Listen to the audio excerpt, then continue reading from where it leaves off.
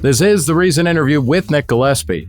My guest today is my colleague Elizabeth Nolan Brown, whose recent Reason cover story looks into the politics of the Make America Healthy Again movement, the MAHA movement, spearheaded by Health and Human Services Secretary Robert F. Kennedy Jr. Just a decade or so ago, it was Democrats and liberals and progressives who were pushing healthy eating initiatives, and it was common to see Republicans and conservatives like Sarah Palin brandish Big Gulps like AR15s, and Fox News anchors like Sean Hannity declare their loyalty to McDonald's, Burger King, and Kentucky Fried Chicken. But now the Trumpian right is embracing wellness and food purity like nobody's business, and it's using the state to enforce its preferences.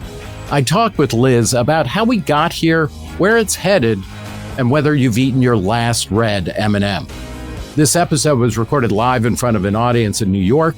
Go to reason.com/events to get information about upcoming events, including the Reason Roundtable live in New York City, in Greenwich Village, no less, on July 15th. Here is the Reason interview with Elizabeth Nolan Brown. Let's start by define MAHA. Like, how does it define itself, and what are its constituent parts? I think MAHA is a state of mind because it means so many things. When I was researching this article, I was like, just like search the MAHA hashtag on various social media to see like what was defined as MAHA. Because I think of it as being, about like, using tallow to cook your fries instead of seed oils, or maybe skepticism about vaccines on the other hand. But when you look at what people are describing as MAHA, it's everything from like, banning food dyes to getting people to exercise more, to functional medicine, to regenerative farming, to like, testing your air in your home for mold and toxins, to just sort of any sort of a wellness fad of the past 40 years is kind of being lumped in as MAHA right now. What is regenerative farming? Regenerative. Don't let the future Surgeon General, Casey Means or Callie Means, I think which one is which. It's one of the wonder twins of alternative medicine. Right? It's farming so that the soil sort of, so that while you're planting crops, it does it in a way that like the soil gives back and will be more healthy after you've planted in it than before. Okay. That sounds, I unobjectionable. suspect people are doing that. Yeah. So who gets to define MAHA? Because Robert F. Kennedy Jr., former Democratic presidential candidate and former Democrat, independent presidential candidate, now Secretary of Health and Human Services, is a big key figure in this. Is he, if Trump gets to say what America First means, does RFK Jr. get to define what MAHA is? I think he's the one who coined the term or started popularizing the term. But it was really, him sort of capitalizing on this already existing trend within conservative circles, which was that like suddenly conservatives were sounding, I always say that they were starting to sound like old school hippies, or like my friends that lived in Brooklyn in like 2009 about this stuff. Like suddenly, they were talking about like cleansing your aura and eating without additives and just all of this stuff that you think of as like not belonging to the right at all. And I think, especially since COVID, that ramped up and RFK just sort of capitalized on that and brought it under this MAHA umbrella. And what is the connective tissue between, okay, we're going to eat healthy and we're not going to eat cereals, corporate cereals that have petroleum-based food dyes in them, and we're also going to be anti-vax. Like, where is there a controlling idea that motivates all this? Yeah, I think if there's a loose sort of a thread like underlying all of this, it's skepticism of conventional health wisdom and like health establishment authorities. So. Skepticism of government health advice, skepticism of the sort of, big governing health bodies. And that's why, at its core, it's sort of refreshing from a libertarian standpoint. I'm not anti-vaccine. I am skeptical about some, mainstream nutrition advice, but in general. What? Can you give us an example? Well, I guess, like now it's not necessarily mainstream anymore, but the whole like, eat carbs to lose weight and, don't eat saturated fat and like that kind of stuff, So let's talk a little bit about the, you were saying that what's weird about, or what's notable about this, among other things, is that you have people who identify on the right. They're conservative or they're MAGA Republicans who are talking like they belong to, the Park Slope Co-op in 2009, right? Yeah.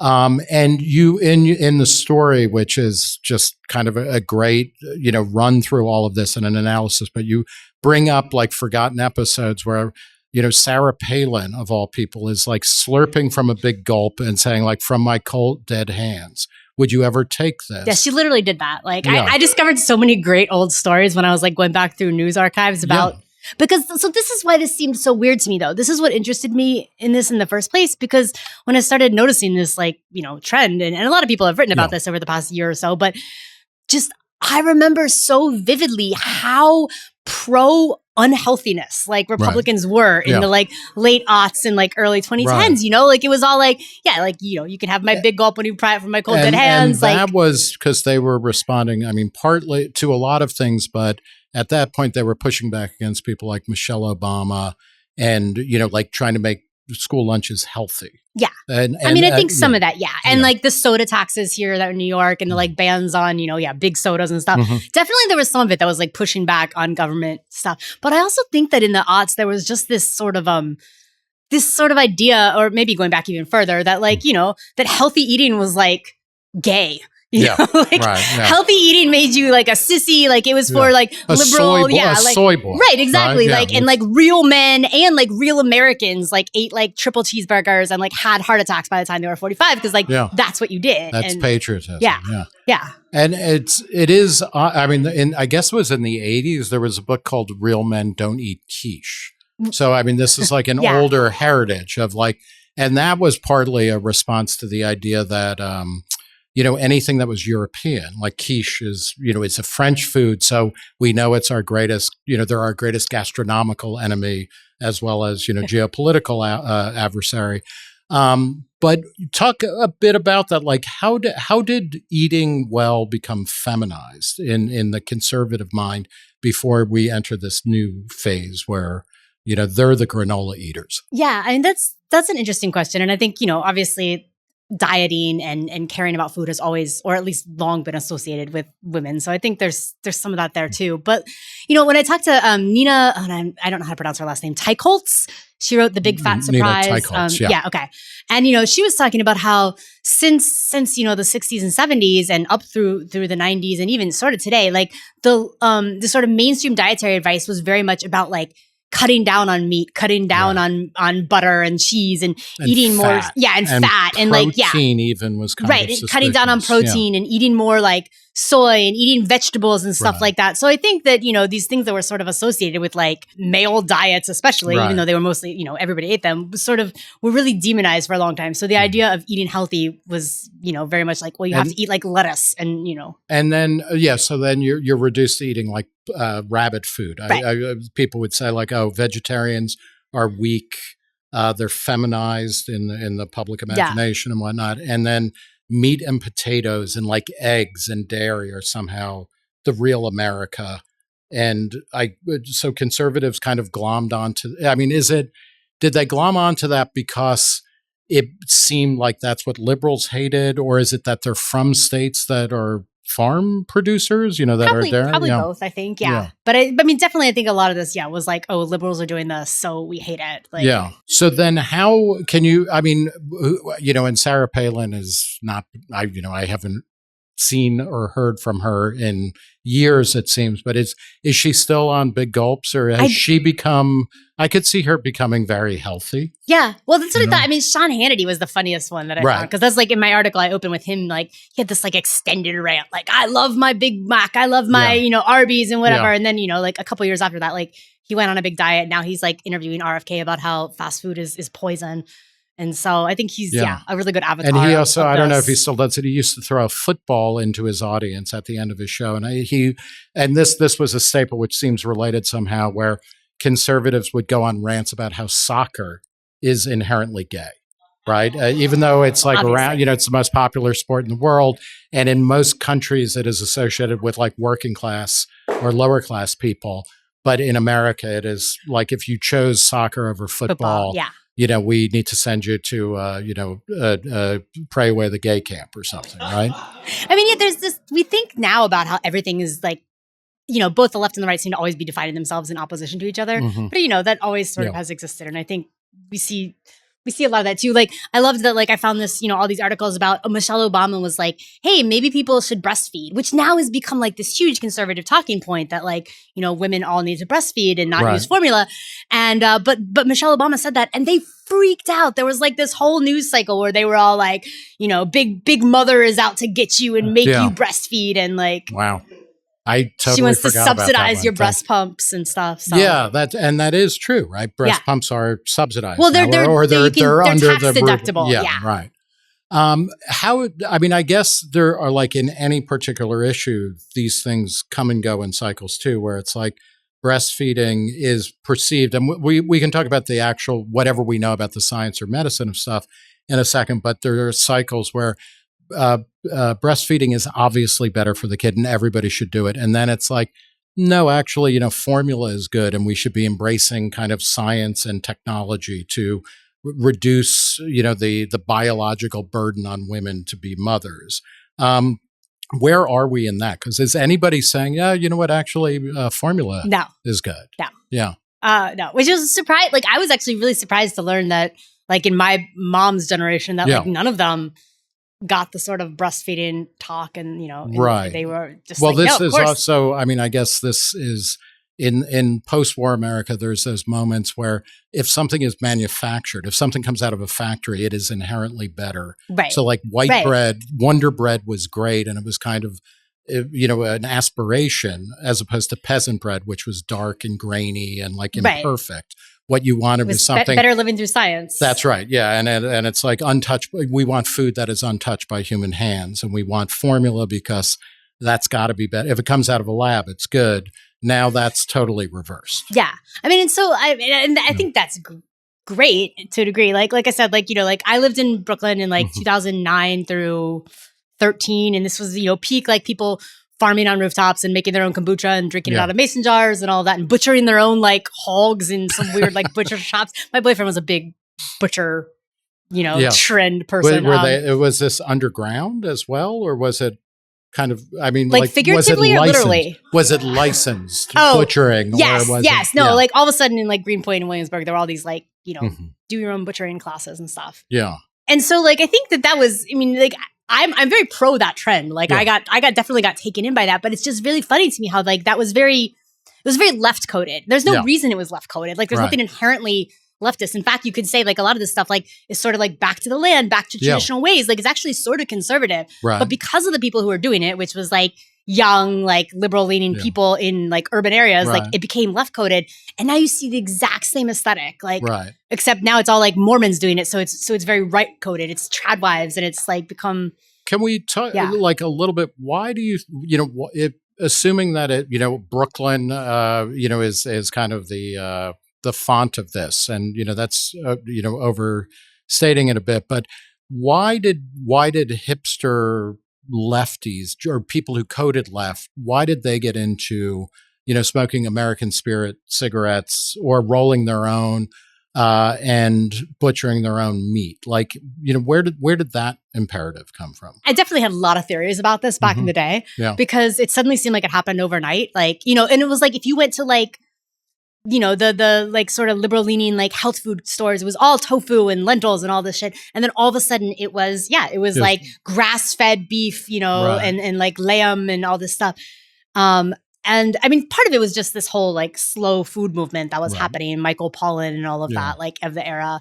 I also think that the recession had a big thing, had a lot to do with it, How so?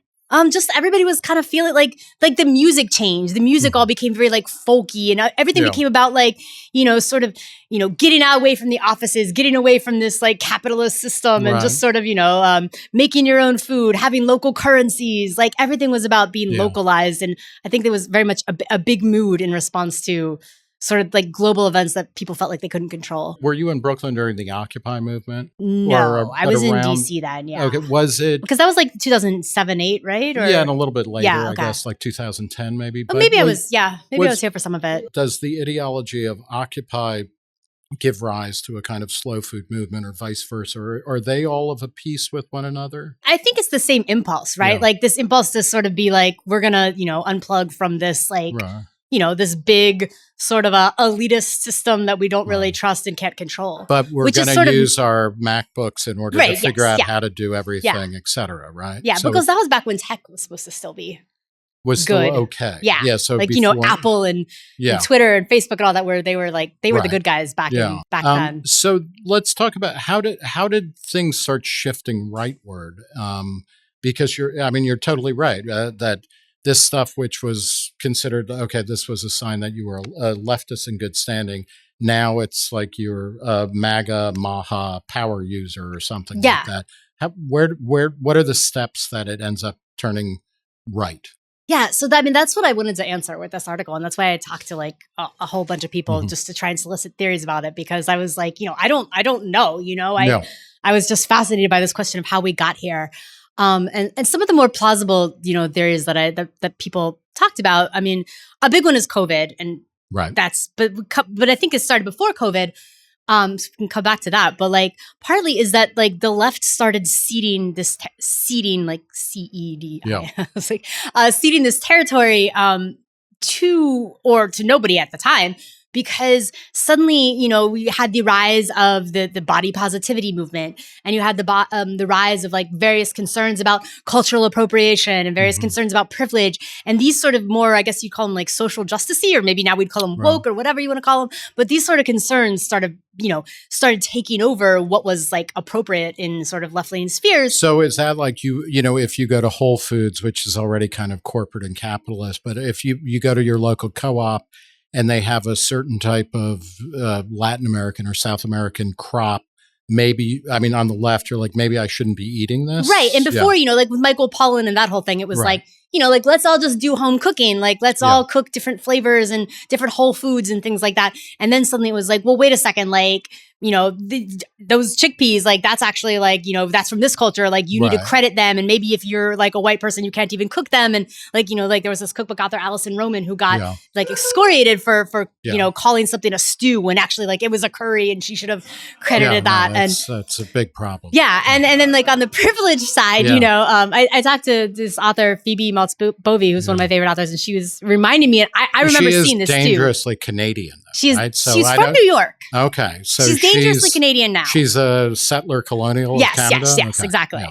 But and she was reminding me, and I remember this, like you'd see in the comments of like places like Jezebel and stuff, like someone would be like, it doesn't take that much money. Like people would be like, it's privileged to eat healthy. You can't, people can't all eat healthy. And then someone else would come in and be like, well, you can get a can of beans, or you can get some lentils, and they're really cheap actually, and anybody can cook them.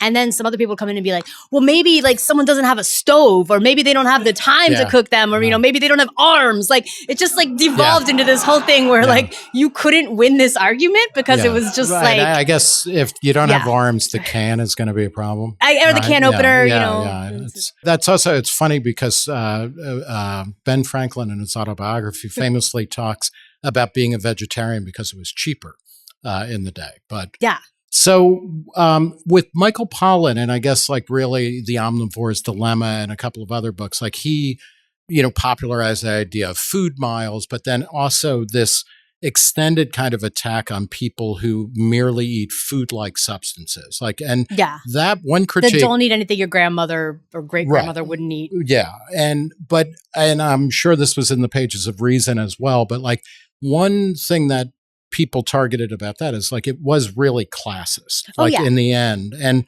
does that play into the Brooklyn kind of embrace of slow food, or of like ridiculously ornate ways of preparing very niche foods?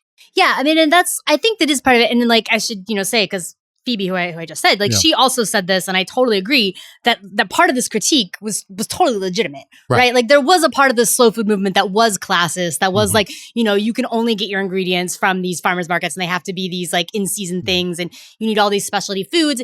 There was a part of it that was sort of, if it wasn't sexist, it was at least like not very considerate of the idea that like a lot of times this would mean like okay, someone's expected to cook, and like, sure, like some of the high profile people like Michael Pollan were, but a lot of times if you're saying you need to cook more, it's like the woman who that's going to fall to. And there was not like a lot of, concerns about like class and feminism and things like that. So I think some of the critique of it was valid, but then it sort of just pushed back too much. But then you were saying, I mean, basically the left got, in a way, I guess, you're supposed to eat healthy, but then you're not allowed to criticize people if they're out of shape. Right. And you're also, you're not allowed to talk about wanting to eat healthy, because that was a big part of it too, with Paulin, with that whole slow food movement, with Michelle Obama in the early days of Let's Move. Like the whole thing was like, we're really fat in this country. Like, let's be less fat. And that was inherently a part of this, healthy cooking thing. I mean, it was also about the pleasures of food and about, other sort of health things. But it's mostly like, I don't want to have to walk down the street and see fat people, right? And there are Medicare It was scooters. about trying to help people get fit too. By shaming them. It was by about making them feel really bad about their guts, right? So, which is very American.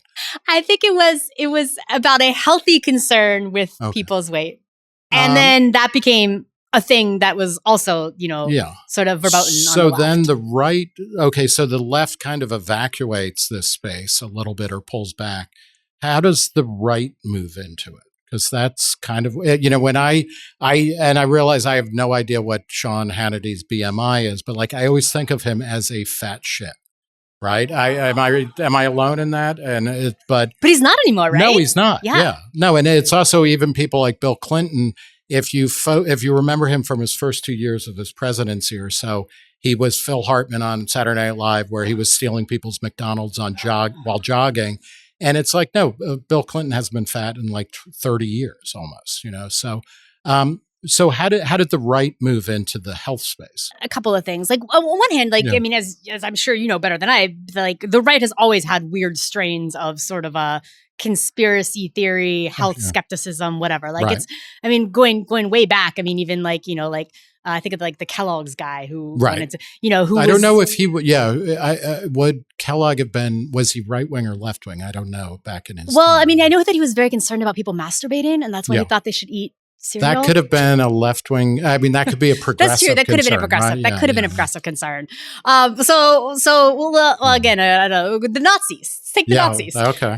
Yeah. They were very concerned with health and bodily purity. There is this strain where when you cross sort of so far to the far right, that people get really obsessed with sort of. I remember there was a and, great story in the old magazine Lingua Franca, which was a magazine about higher education, and they had a great article once. Where it was like, whatever else you say about the Nazis, you have to remember that they helped pioneer organic honey production. And it's like, that's right up there. Like thank you, the Holocaust, world domination, organic beekeeping. Yeah. But they were fixated. Yes. I mean, so a lot of this is kind of about purity issues, right? About like, how do you maintain your body against all of these outside shadowy forces? And the right, obviously, if you go back to, the 60s and people like, who are anti-fluoridation or, all sorts of things, that came from the right as well as the left, probably more from the right. So you see this as kind of a continuation of that. Kind of. I mean, and then I think even before COVID too, you have like all these, rise of different online subcultures, like the sort of the gym bros, who like sort of got really into, eating protein and, talking about nootropics and how to, biohack themselves and all of that. And then, on the female side of things, you have sort of, for lack of a better word, because I think this is overused now, but the Tradwives and the sort of, back to the land, like conservative moms who are now very concerned about, like phthalates in their food and sort of, and purity that's and things. It fits in with kind of globalization or the corporatization of the food chain. Yeah. Talk a little bit about how libertarians kind of fit into this looming or, this large floating, kind of set of concerns. But like people would talk a lot about how, corn syrup is terrible. High fructose corn syrup is terrible. And the only reason we have it is because we have a ban on Cuban sugar. And we have a corn lobby, that makes us, put corn in our gas tank through ethanol and in all of our food because of that. Yeah. That's kind of a libertarian, that's very vibrant in libertarian stuff. So is that part of this, like that we have lost control over what goes into our bodies. I think definitely. I mean, you have a lot of like libertarians who were kind of got into like the paleo diet and sort of things like that, like who got into CrossFit a lot. I think a lot of these attracts libertarians because of concerns that like, the powers that be are wrong about diet and exercise. And just being contrarian. So it's like CrossFit is, instead of doing, long repetition of like specific discrete exercise, you do all of these things in motion in short bursts of energy. And it's contrary to what we usually are told. And also though, like, I mean, you do have like that for years, the government was recommending like 12 teaspoons of sugar a day or something in the food pyramid and, like recommending all these carbs and saying you shouldn't eat fat and you shouldn't do all this stuff. And then it turns out like that was all wrong. I mean, now we're all like, I cannot make sense of seed oils, guys. Like if somebody has the answer to seed oils, if they're good or bad, please tell me, because I've read so much about seed oils. One thing, if we got rid of, we would not have a deficit. If we got rid of seed oils, everything would be everybody fine. would be healthy. I think so. And then the federal budget would balance. Yeah. I don't know what's about seed oil, but the reason we have seed oils in so many things is like because, the government suddenly was like, well, you shouldn't use lard, you shouldn't use butter, you shouldn't use tallow, you shouldn't use all these traditional fats to cook things. Right. And then we got trans fats. So like everybody started using trans fats instead. Right. And then it turns out like, well, then we had to ban all those because everybody was like, oh, actually that backfired. And then so we went to the vegetable oils. So like, like a lot of this stuff that we have now that people are worried about is in direct response to the government sort of, either indirectly or directly saying you can't use these other substances. Before we continue with the Reason interview, I want to tell you about the Future of Freedom podcast. If you're tired of cable news debates and Twitter shouting matches, and you're looking for serious, good faith conversations between people who actually care about liberty, then it's time to check out the Future of Freedom podcast. Each episode dives deep into a single topic: tariffs, campus speech, Doge, and it brings together two guests who disagree on the best way forward. But here's the twist. This is not a debate show. There's no interrupting and there's no dunking.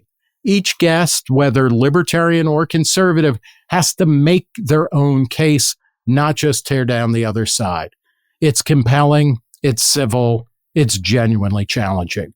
You'll hear familiar Reason voices like me, Stephanie Slade, and Joe Lancaster on it, alongside other principled thinkers on the right and center right, each bringing sharp ideas to the table.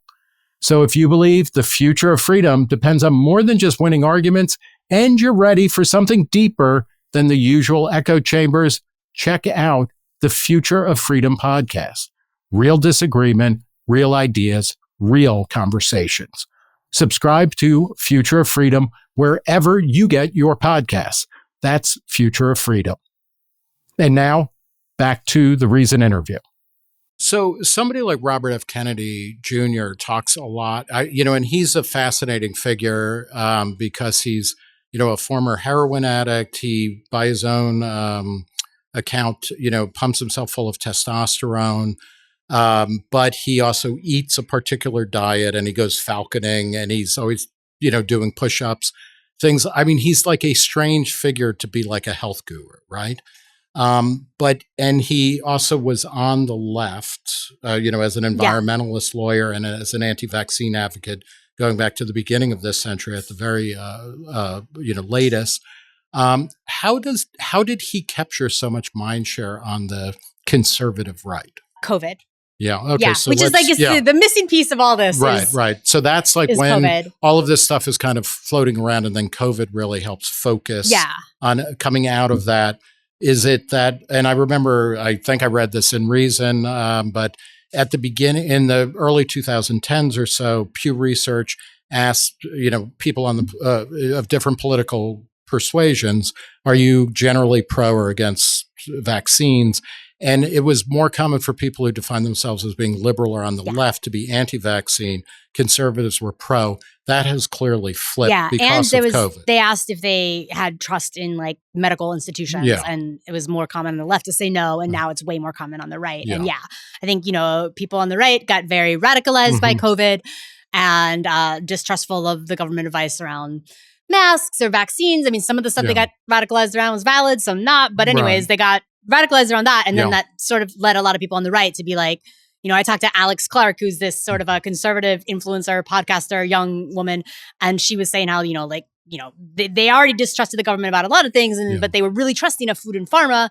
And then this made them be like, well, wait a second, why are we trusting them about this? So that's sort of, I think on the one hand, that radicalized a lot of conservatives against, you know, institutions like food and pharma that they traditionally trusted. And then on the other hand, you had a lot of leftists who were like, you know, I support all of these institutions, but then, you know, they were like, I talked to a woman who was a yoga teacher, and she was saying how so many people she knew in the like gym space, yoga space, anybody who made their living like, you know, doing things involving bodies, like, you know, there were the shutdowns, and they felt like that was unfair. They felt like defining them as not essential was unfair. They felt like there was just like all of this stuff around COVID that radicalized them, and they started sort of protesting against it. And then that put them in touch, either in person at protests or online, with right-wingers. And people kept being like, well, if you don't, you know, buy everything that the government is doing about COVID, that means you're a right-winger. And a certain amount of them were just like, okay, well then fine. Like, I guess I'm a right-winger now. And it like led to this space where people on the, like, you know, left and right who are maybe both dissatisfied with their party's sort of establishment sort of found each other over these like health concerns. Is there, how do you parse ladder, you know, and in the article you talk about this a bit, but is there a way to know, you know, with say, you know, claims about particular foods and whether it's good or bad, or a diet is good or bad, or a medicine is good or bad, you know, do we have good information, or is it really still kind of up for grabs? Like, is, you know, a diet, if you only eat, you know, Atkins bars, which I did for a number of years, and will continue to, I'm sure. But, you know, is that bad for you? Stuff that is made in a lab, you know, that is supposed to, you know, help you lose weight or, you know, keep your blood levels where they should be. You know, do we know definitively that that's really bad for you? Or nutrition seems to be one of these sciences that is constantly rediscovering things from 50 years ago.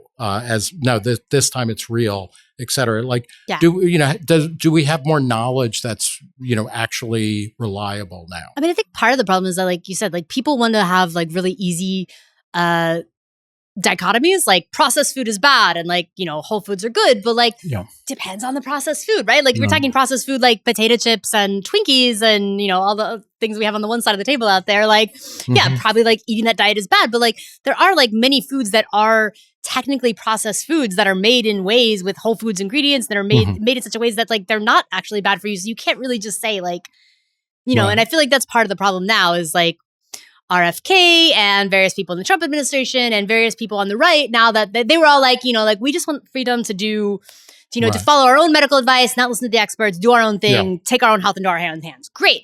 And now they're like, oh, wait a second, we've got power now. So we could actually force everybody to do it because we know what's best. Right. And that's what's just, you know, and it would be criminal not to. Right. We have to, like, we know the way now. Now with our enlightened nutrition, it's so much better than they did. And it's just like, no, because we still don't know. I mean, we might have some better answers, but there's still so much we don't know. And people who think that we're like going to do so much better. We finally cleared the thicket of ignorance, and we're civilized now. We won't revisit any of this because we now have the truth. What are some of the political agenda items of the MAHA movement, regardless of whether they're correct or not? What are I suppose we can and should debate each individual thing, but what are some of the political agenda items that they have that worry you? That worry me? Yeah. Or concern you? I mean, I guess just any of the things that they're mandating, because again, like, you know, like right now, and it's sort of hard to know because like with the food additives thing, RFK was like, well, I came to an understanding with the food companies that they're going to like phase out all these food dyes. And it's like, you know, does that mean that they're like willingly doing it? This is a free market thing? Or does that mean he basically pressured them and being like, you know, like nice company you have, it'd be a shame if I have to, you know, do some regulations on you. So I think, and I guess it be interesting. I don't know the answer to this, but you know, how many of you remember Snackwells? Yeah, I mean, there was a period, right, where there was your grocer, you know, aisle had like a massive Snackwell item, or Healthy Choice was another one that made terrible ice cream that you could eat by the quart, though. So it was like, it didn't taste well, but it had no fat or flavor in it or something. But like, were they jawboned into that, or were they trying to build a market niche, or were they responding to a market niche in the same way now that is RFK forcing, or, is the government forcing manufacturers to change what they do? Or are they, are companies suddenly realizing, oh, there's a market just, for this type of product, just like, grass-fed beef. I don't think people were probably wouldn't have been willing to pay for that in the 70s or most of the 80s. I mean, I don't know. I think some of the states are starting to do more direct, bans on different things. But, and this is like West Virginia banned certain like yellow and red food dyes. Right. And it just seems kind of weird that bubbles to the top of West Virginia's dietary concerns. And I'm not saying any, it's just that West Virginia is an incredibly poor state and an unhealthy state. Yeah. And it just doesn't seem like that's going to move the needle. It seems like a fad. Yeah. And also, I mean, again, like, I don't think that anybody probably needs to eat yellow dye number 17 or whatever it is, but I worry they should be able to, right? They should. Well, yeah. And I also worry that, like, yes, they should be able to from like, yes, of course, Nick, of course. I also think they should be able to color their heroin that they sell in vending machines and private charter schools. They should be able to, pay for their sex work in red dye number 6.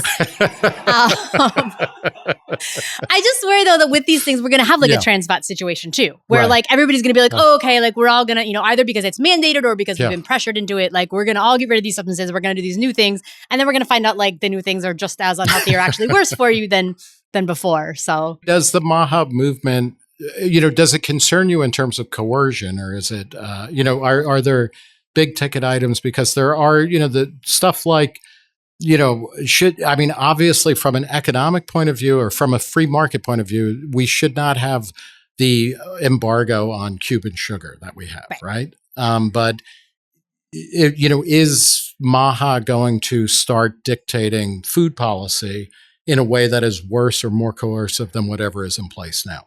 I think it's looking like that, and I think that's a shame because I think that the promise of MAHA, what they were saying, what they wanted to do was like, just make it so that people didn't have to do certain things, and make it so that like, like they talked about ending farm subsidies and, and getting rid of these obstacles to healthy eating that were created by the government. But now it seems like they're starting to sort of be like, well, actually, since we have this power, why don't we, why don't we use it? Do you have any idea of, I want to bring it back to school lunches because, how many of you ever ate, a prepared food, lunch at school, right? How many of you enjoyed it? Okay. There were hands up and there were very few hands after.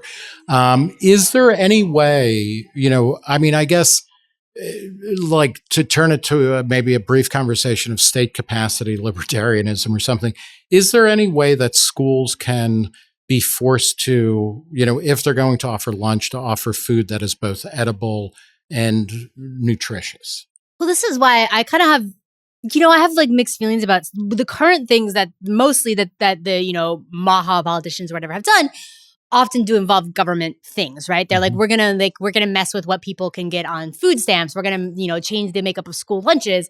So it's kind of, it's like, well, those are government programs. And if we are gonna have those government programs, should we? And I think there's arguments for and against the idea that like, if we are gonna have them, well, we should try to make them as healthy as possible. Right. And then, then there's also the argument that at least with the food stamps, that's just paternalistic and it's actually just better to like let people. Yeah. What do you think? Because, and this is something where people on the left and the right constantly are saying like, well, soda is a definite no on food stamps and, certain types of things. Do you feel that that's just being paternalistic or? What do you think? Yeah, I was because I think I don't have a good answer. I kind of agree with this idea, and I know that I'm not supposed to. Well, I don't know. I mean, in a way, food stamps. Having food stamps is paternalistic, right? In general, so if we're going to do it, it's like, well, why not? Yeah, you're poor. We're going to give you money, but you can only use it on food, as opposed to. I'm much more in favor of unrestricted cash grants to low-income people if that's what we're going to do to help them. And then I think, by extension, I know at various points in public housing projects there were attempts. This was going back, I think, under Obama, where they, smoking has been banned in most public housing projects that get federal money, but then it was like even on the grounds you couldn't smoke. And it just seems like, I don't know, that why are you punishing people? Like they can't even go outside.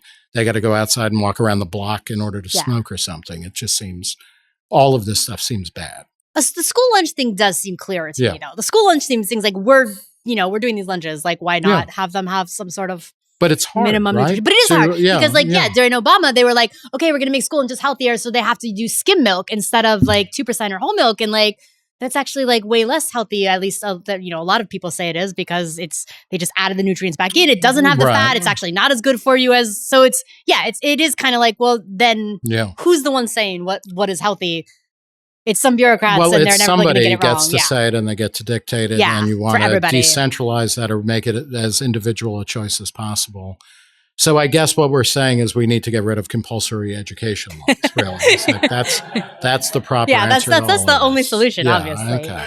And maybe bring back work farms and, child labor laws, right? That's, talk a little bit about Tradwives, because that's an interesting phenomenon. And it's a big part of this, right? Where it seems to be a place that conservative women, whether or not they are actually stay-at-home wives, not necessarily mothers, how do they fit into this? And, are they, do they also embody the kind of contradictions of the MAHA movement? Yeah, I mean, I think, so the Tradwives, the phenomenon sort of fascinates me because I feel like I see like so many parallels with the liberals in Brooklyn that I was talking about or the, hipsters in Brooklyn, whatever you want to call them, during the recession, because it was very much a response to that was like, this huge global things happening that we can't control. Like, let's all just fantasize about like, if we're all like, prairie, people, and we're, making all of our own living by our hands and everything. And like, that's very much like this, the Tradwife thing, or the, online influencers that are very much like these women who are like, I'm going to like, milk my own cow and then like drink the milk straight from its udder. And like, cause raw milk is best for you. And I'm going to do my own sourdough from scratch. And there's this one woman who makes her own like Pop-Tarts from scratch. Like she does like the butter and just everything herself, but like that whole fantasy, like it very much became popular during COVID. And I think the same thing is very much like during the recession, like people felt like their lives were out of their control. Like there was some sort of elite controlling things. They didn't know if they could trust them or not. And like, there was this very much fantasy about sort of, what can we do? Well, we can control our bodies. We can control what we put in our bodies. We can control what we put on our table. And, whereas it was, one crowd that captured that 10 years ago during the pandemic, it was this sort of online conservative influencer crowd that sort of managed to tap into that like yearning that people had. And that's why I think they became so popular, not just with conservative women, but with all sorts, people that are apolitical or that were just across the spectrum. Do you think that MAHA is activating large numbers of people into politics in a way, that otherwise wouldn't have cared and are now? I think a little bit. I did talk to some people when I was doing this article that were just like, I don't think that these issues should be politicized. Like, I don't think caring about like food dyes or caring about like, getting certain like toxins out of food or whatever, or getting them out of your, toiletries and all that. I don't think it should be a political issue, but it's become so politicized that suddenly they don't necessarily consider themselves right-wingers, but they were like, now I'm getting slotted in with conservatives. And also, if I want to vote for someone who's going to do something about these issues, it's become totally polarized. So like, like the left is out there just like defending seed oils left and right, which again, I don't know about seed oils. I can't, but I feel like it's weird that suddenly there's been all these like articles in like sort of left-leaning publications that are like, actually seed oils are great. And it's just like, it's almost like the opposite of like when Sarah Palin was doing the Big Gulps. Now suddenly they're like, like I'm going to bathe in seed oils and like just, feed my infant them. And it's how much, we talked a little bit about Tradwives and a kind of female version of this. There is the male version, and it can be like gym bros or people who are pumping up, but also like people like RFK Jr. has talked about how environmental chemicals are, making the frogs gay. I mean, it's like straight out of Alex Jones and things like that. And that was a big thing about seed oil and eating soy products, that it actually, it feminizes men on like the molecular level. Is MAHA on like some profound level? Is it, partly a response to the fact that our traditional gender roles are kind of in, there's a lot of free-floating anxiety about them because they've clearly, whatever we grew up with doesn't really make sense anymore, but what the new normal is hasn't quite emerged yet. Yeah, I mean, sometimes I think that everything that's happening right now is a response to anxiety about gender roles. Yeah, at least it seems like that if you're on Twitter. Yeah. X, at least. I guess as a final question, and then we're going to have some Q&A. But you have two young children. How do you feed them that is distinct from the way that your mother or father or grandmother fed, the older generations or yourself? Oh my God. My mom is horrified by the way I feed my children. Yeah. Because I grew up on a diet of like Twinkies and Ho-Hos and Gushers and Pop-Tarts and canned vegetables and McDonald's. And canned my vegetables son are great. does not know, like when she says McDonald's, he's like the farmer, like old McDonald. Like he's never had it. So she just thinks this is the worst that I have not given my 3.5-year-old McDonald's yet in life. Do you worry? So it's a really weird food fight that like we have in my family actually. Like it legit upsets my mother that have you caught her like trying to take them to the McDonald's drive-thru? So she hasn't done that, but she is like sneaking them goldfish crackers and stuff like under my, Isn't that fascinating? I mean, like food as a weapon of, Yeah. I mean, she's pretty good about it. Yeah. She actually is really respectful, but she just like, she complains to me about it. Like, I can't believe you're not letting your, Do you worry at all that your kids are going to become the one, the sugar-free kids who go over to the one house in the neighborhood? That was my neighbor across the street. Like, her mom, who I was like, she's so weird. She does yoga and she eats tofu and brown rice. And like, now I'm like, okay, like, I'm her mom now. Yeah. But, this was the 90s. But like, she'd come over to our house and she would just like binge on all of the junk food that we just had all the time. Mm-hmm. So that is my lesson. Like, I'm not super strict with my kids. Yeah. Like, obviously, like I do let them have, like, just because I've never like taken them to McDonald's, like, they have some junk food. They have, I'm trying to do it in moderation. It's hard. It's really hard to know where to draw lines, but I am trying to, because I know that it can backfire like that. Yeah. It's very complicated that way. We're going to leave it there. I want to thank Elizabeth Nolan Brown for talking to the Reason interview. Thank you. Thank you for talking.